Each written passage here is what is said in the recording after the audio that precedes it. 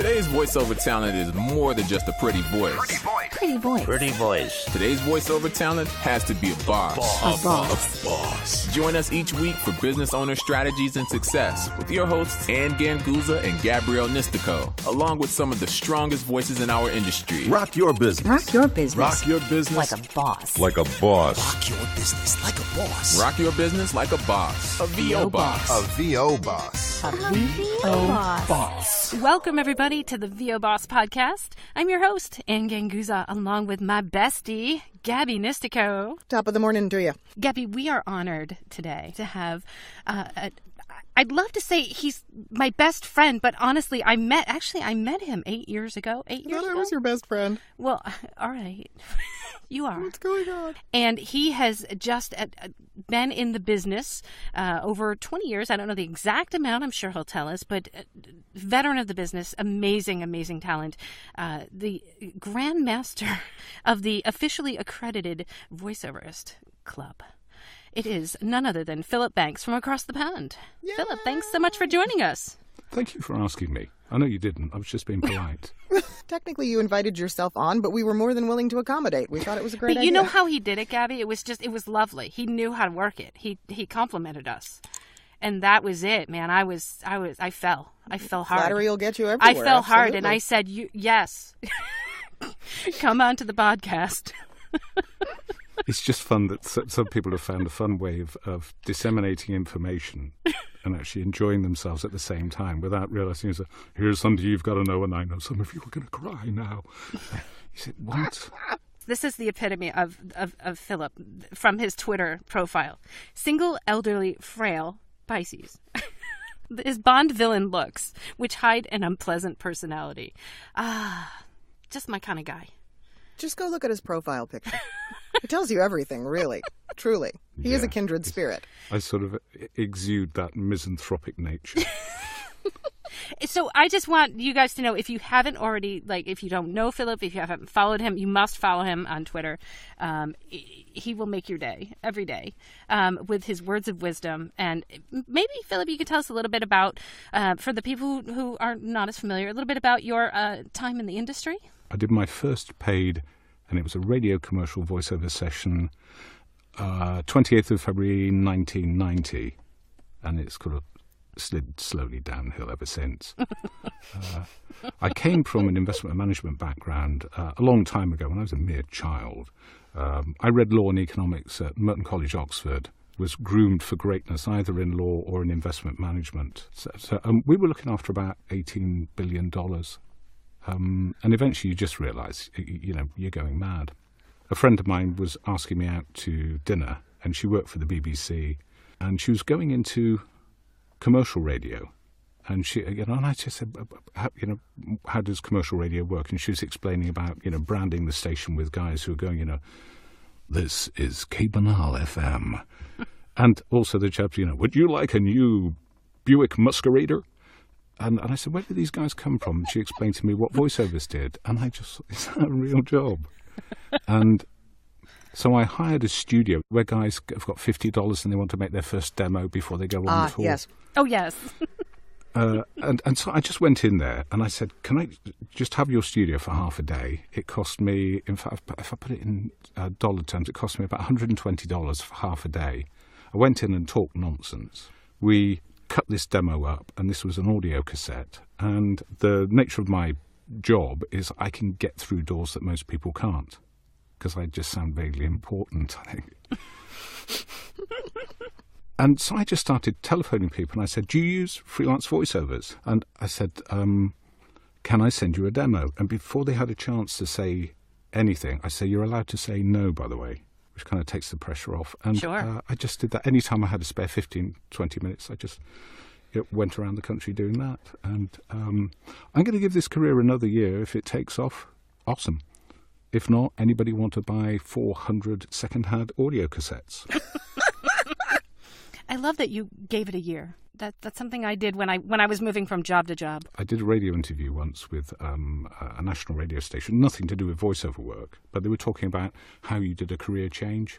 Mm-hmm. And I hate radio shows. But I just thought, no, there are lots of people there, they're chasing the money. And I just said, look, if you just chase your dream, the money will kind of follow. Just do what you love.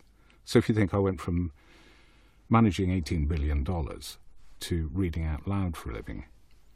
And when I phoned this radio station, they just thought I was some unemployed actor trying to get himself on the radio to publicise himself. But when they heard what I had to say, they said, no, that makes sense. We're going to put you on last.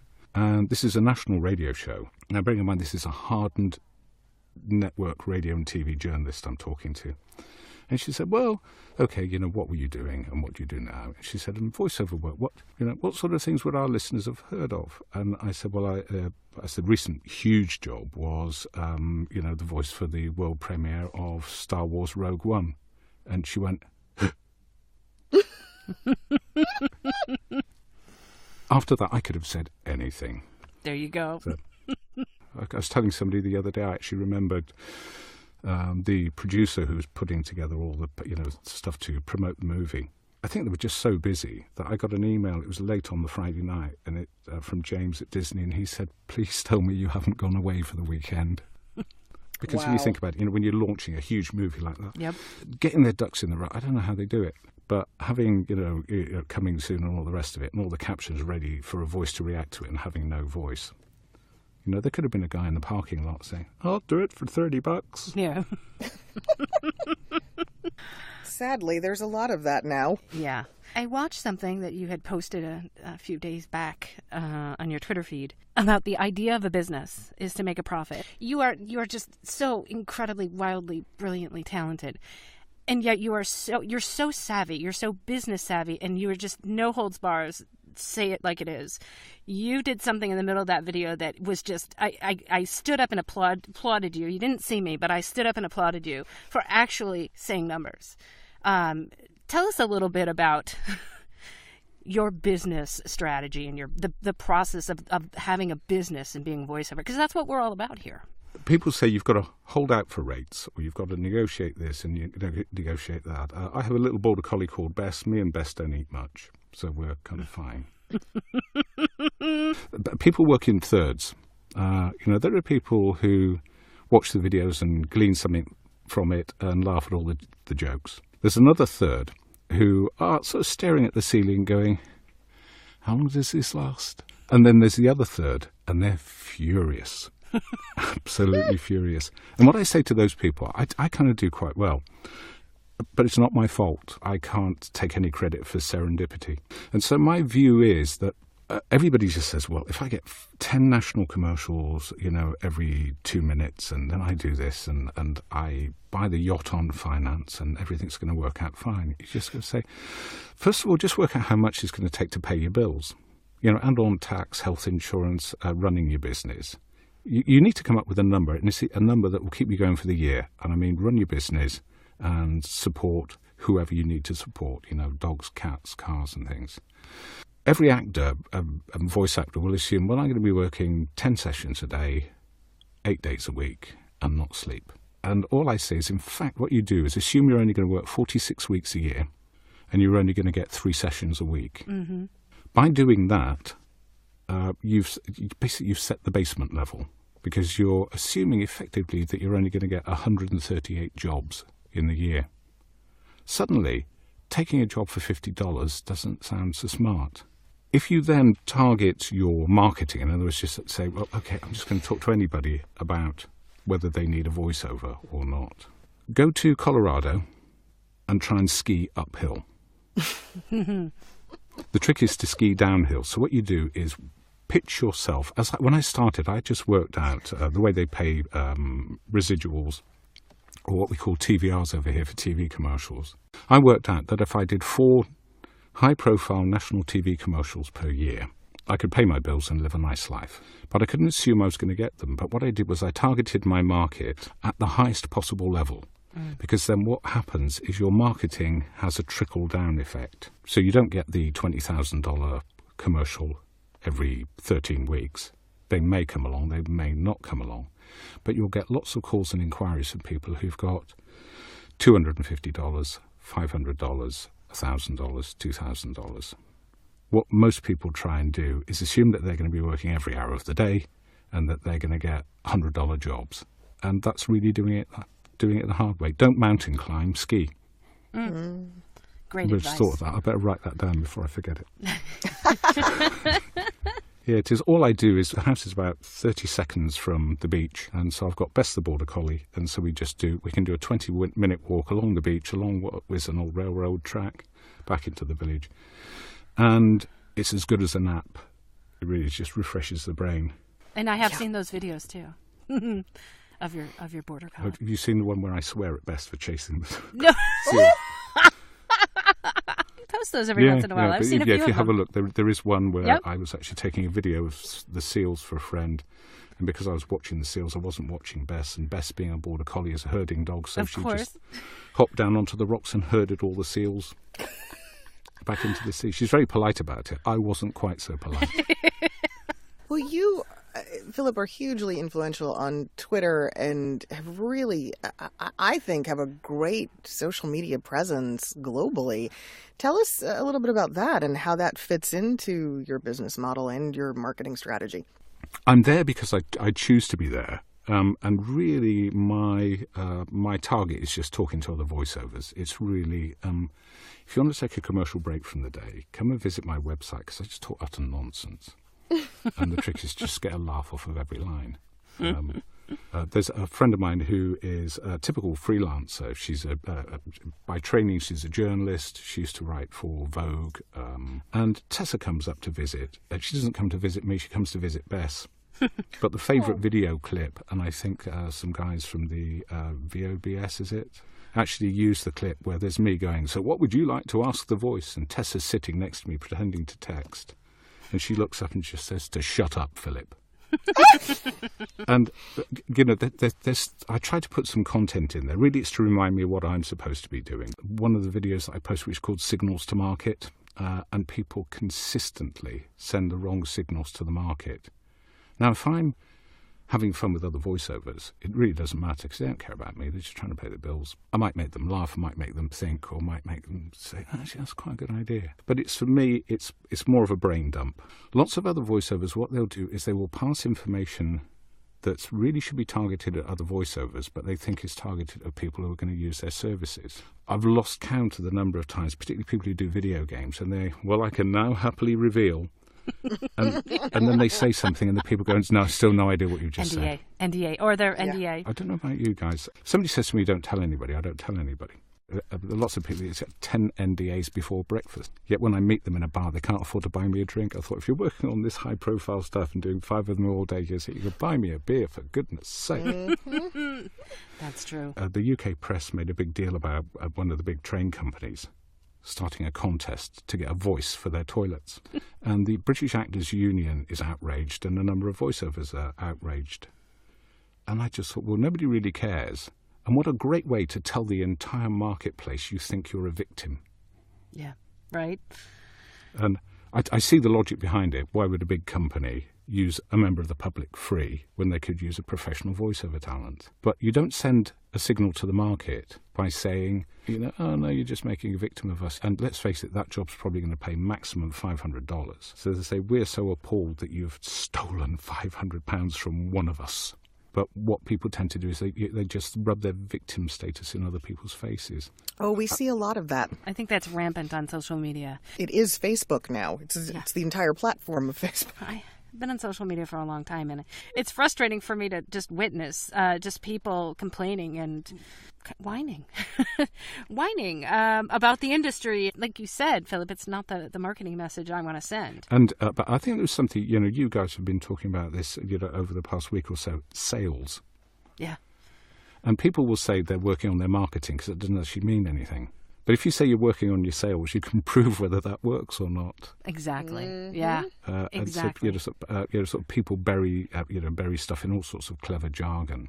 I once heard a guy speak at a meeting, and the investment management company I work for had one of the guys. He was one of the top salesmen. He actually said, statistically, he said if you went on to an average housing estate, knocked on 100 doors, you would sell 2 people some life insurance with no knowledge at all. That would just be a random act of knocking on the door. Taking that into this context, most voiceovers think they're going to get 2 voiceover jobs, by knocking on the doors of 100 other voiceovers. True. Because I can only prove the opposite. I can prove serendipity. I can't actually prove real success. But what you can do is you can oil the wheels of serendipity by just, be the nice person, be the cooperative person. People say it's our job to educate our clients. And I just think, okay, your client could be, I did something for a chocolate, the Wonka bar.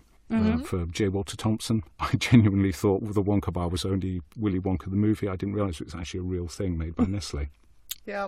So if they're directing me one way or another way, do I just say, well, I think you'll find the way you've written this script is... So you're going to patronise a multi-billion-dollar advertising agency? Good luck with that one. I get it.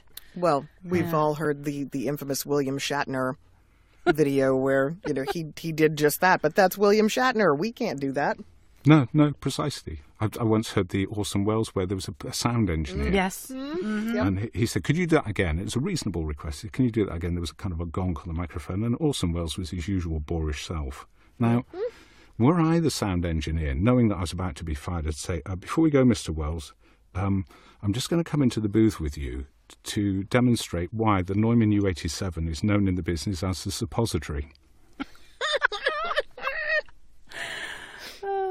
I did a TV commercial for one of the big health insurance companies, and they wanted to work with a Spanish director, so they flew the entire creative team and everybody out to Madrid where this director worked. The commercial was going to be running in 48 countries, so you can imagine the amount of money was riding on this. So all the people from the ad agency are really stressed, and so they were nitpicking as I was doing this 40-second TV commercial, and eventually the creative director said, sorry, Philip, I've got to ask you to do that again. And I said to her, don't apologise. A, it's my job, and B, that's the worst thing you could ever say to me. Would you mind doing it again? And that's what you pay me for. And you could almost hear the room at the other end just sigh with relief, expecting some sort of creative meltdown. Yeah. You might as well ask me to do it. I've got nothing better to do. More voice talent should try to heed that, spend their time maybe getting the work, rather than, being online and lamenting about the current state of affairs or offering advice. And you can't make a client pay either what they don't have or what they don't want to pay. A lady who's got one of these titles where you just think, I don't even know what that means. Is it actually a word or just a very high score in Scrabble?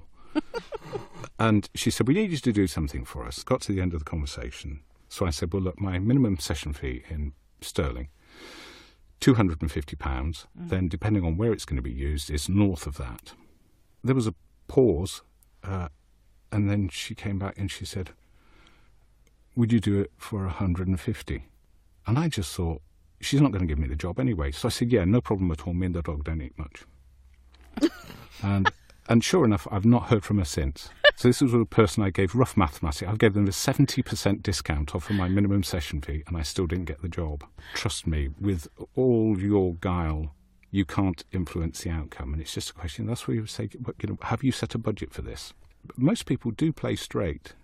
And, there's an element of trust in our business. And so you've just got to think, well, do you know what? That's okay for $500. You just move on to the next one. I like that you said most people in this business play straight. I don't think everybody's out there to lowball you. And you're right. People, if they have a budget, they have a budget, right? You make the decision whether you accept that budget or not. The way we get paid in the UK for TV commercials is you get paid a session fee, what they call a basic studio fee, in my case, £250. So if they don't use the commercial, you just get the £250. Right. Very similar here. If they then use the commercial, you get paid TVRs, which is an abbreviation of TV ratings, which is how advertising airtime is sold. If your campaign hasn't achieved that number of ratings, then the airtime agency and the TV company have to give you some money back.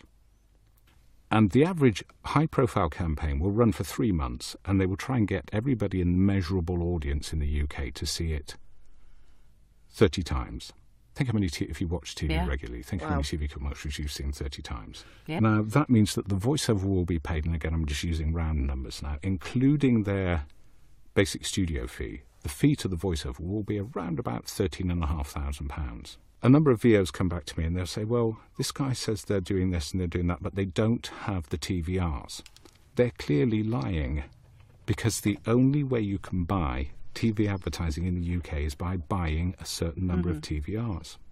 And that's the way most people work. So anybody else says anything else, you just say, well, okay, do you not want to pay TVRs? You don't have to. In which case, how much have you budgeted for the voiceover?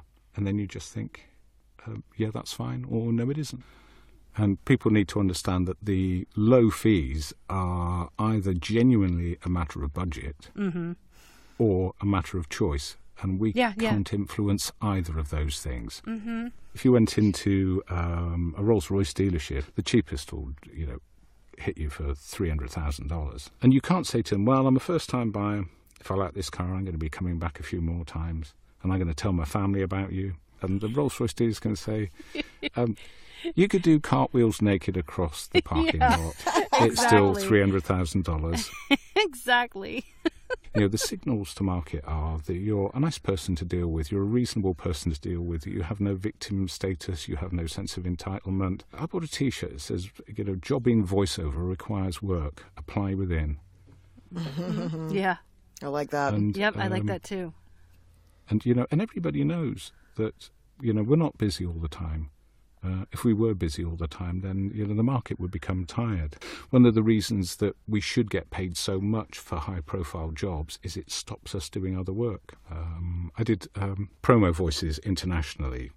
CNN had their, the US voices, but they also have voices that are heard in the US, but also worldwide. And I didn't actually realise this. The first time I did a job for them, I actually said, is your word processor having problems? I said, there's all these letters and numbers at the top of the script, and they look very random. And she said, no, each one of those is the initials of a satellite that is being used to transmit our signals. And I said, well, it looks like this has got global coverage. And she said, yes. And I said, does everybody get that? And she said, no, it's just a Philip thing. Yeah, and I just thought, there's a compliment in there, and I just thought, I shall relish that for a moment. Excuse me while I sit here looking fairly pompous.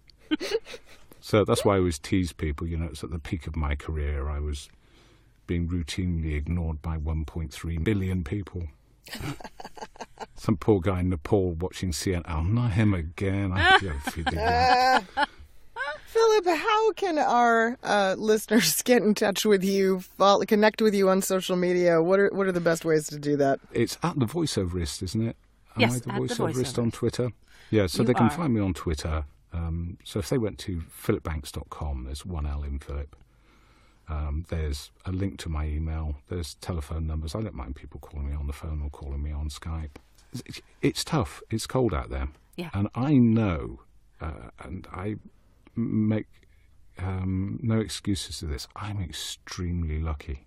Philip, thank you so much for I've had so much fun. talking Thank you with very us. much indeed. I'd like to give a huge shout out to our amazing sponsor, IPDTL, which brought us together. Philip, thank you so much. You guys want to learn how to connect like a boss? You can find out more at IPDTL.com. And we want to have you guys check out voiceovers.com. This is a brand new playing field in the world of online casting, guys. Efficient, fair, transparent. It's your voice, your way. Voiceovers.com. Check them out. Okay, guys, have a great week, and we'll see you next week.